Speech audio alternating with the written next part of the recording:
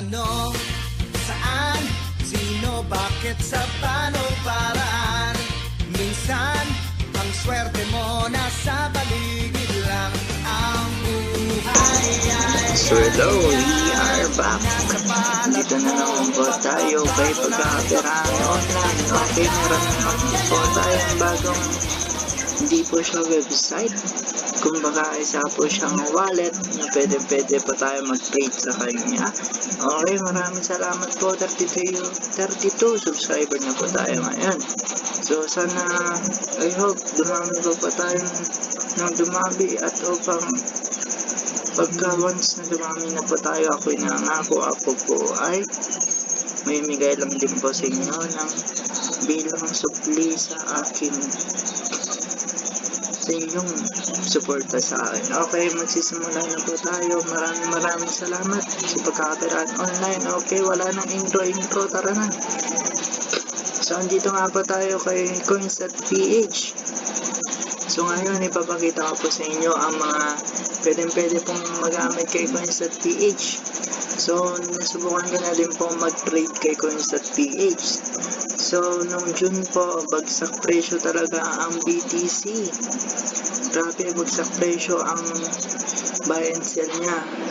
So, kapag bumibili po ako kay BTC noon, mataas siya, pero ang sell niya, ang baba. So, ngayon na naman, ayun, nakita nyo nga po, diba? Nagkalaro po talaga siya. Ganito po kasi ang pag-trade yan. Ang pag-trade, okay, papakita ko po sa inyo ang aking history. So, okay, yan po yung mga aking activity. So, pupunta po tayo sa wait lamang. Kita ko po sa inyo ang aking mga history. So, yun nga po ang conversion ko po dyan. So, ang ginagawa ko ba kasi dyan, pag alam kong mababa ang, kumbaga, kapag mababa po ang buy BTC na yan, so, kunwari, 5 million lamang po yan. At saka, at si sell ay umabot po ng 5 million and 59. So, ang gagawin nyo po ay bumili na po kayo ng BTC pag once na mababa pong presyo niya. At tignan nyo din po kung mataas ang sell ng BTC kapag sell natin ng BTC, kasi malulugi pa tayo kapag once na mataas po ang pagbili nyo ng BTC at bagsak presyo ang BTC, din po tayo malulugi. Pero ang kunwari bagsak presyo talaga ang pagbili kay BTC, kaya nung June, halos na sa 4 na milyon naman po siya, 4.5 sa tingin ko. Oo, 4.5 nung June. Then nung bigla pong tumungtong si August nun, wow, nagulat po ako, bigla naging 5 milyon. So, ang natirang pera ko po doon ay nasa 50 pesos lang, pero boom, bigla naging 200.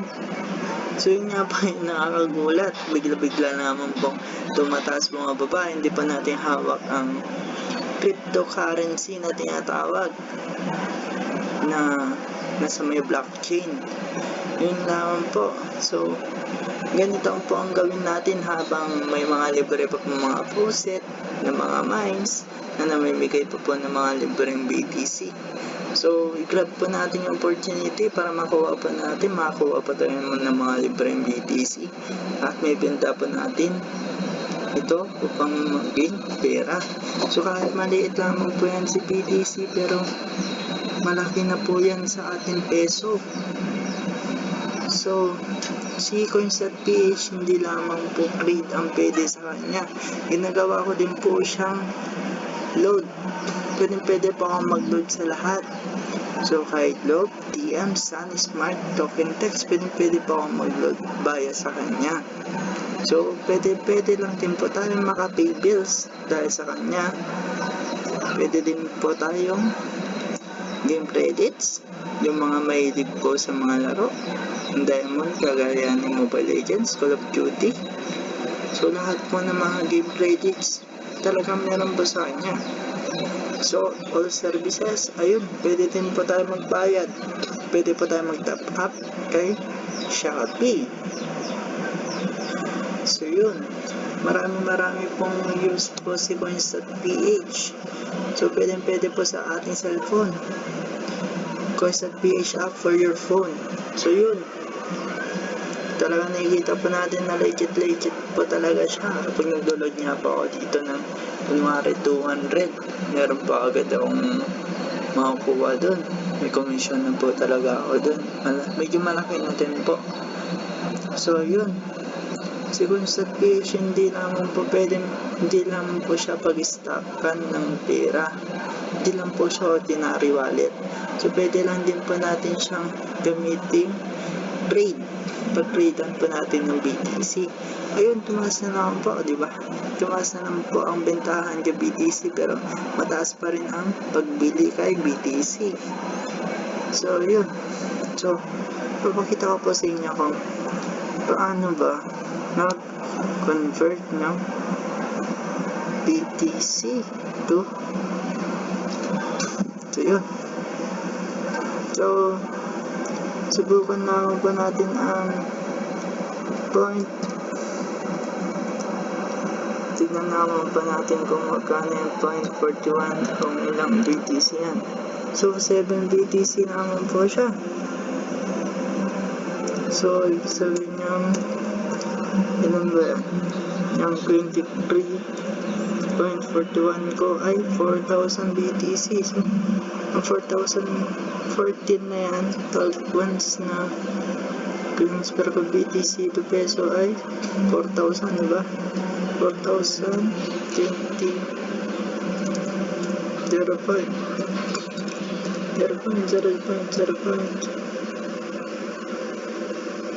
4,021.